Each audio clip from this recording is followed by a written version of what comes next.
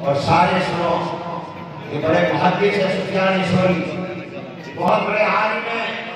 ولی اللہ ہے، فقیہ ہے۔ حضرت سفیان ثوری رحمۃ اللہ علیہ فرماتے ہیں الاعمال السیئۃ داء والعلماء دواء، فرماتے ہیں گناہ برے اعمال یہ بیماری ہے اور علماء اس کا علاج ہے۔ سبحان اللہ کو بلند آواز سے اور اونچی آواز سے کہو، معاشرے میں پائے جانے والے برے اعمال و گناہ اور اخلاق بیماری ہیں اور علماء اس کا علاج ہے۔ یہ بات نہیں کہہ رہا سفیان ثوری رحمۃ اللہ علیہ فرماتے۔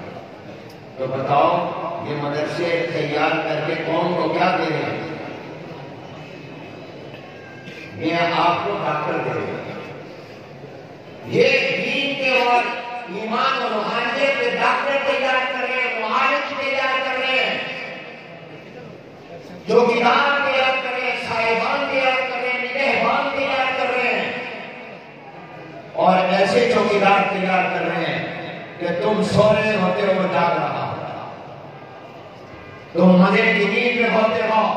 وہ عالم دین رات کے 1 بجے تک 2 بجے تک مطالعہ کرتا ہے، صبح کو سبق پڑھاتا ہے، اور قربان جائیں ان فقہاء پر، مجتہدین پر، محدثین پر، مفسرین پر اور ان عظیم علماء پر جو امت سو رہی تھی مگر وہ راتوں کو جاگ کر وہ دین کو اپنے کام چھوڑ کر قرآن کریم کے علوم میں لگے ہوئے تھے، اور میرے اور آپ کے لیے پورا قرآن کے علوم مرتب کر کے چلے گئے، اور قیامت تک جو مسئلہ بھی کوئی پیش آئے گا علماء نے اس کا جواب پہلے سے تیار کر کے ہمیں دے دیا۔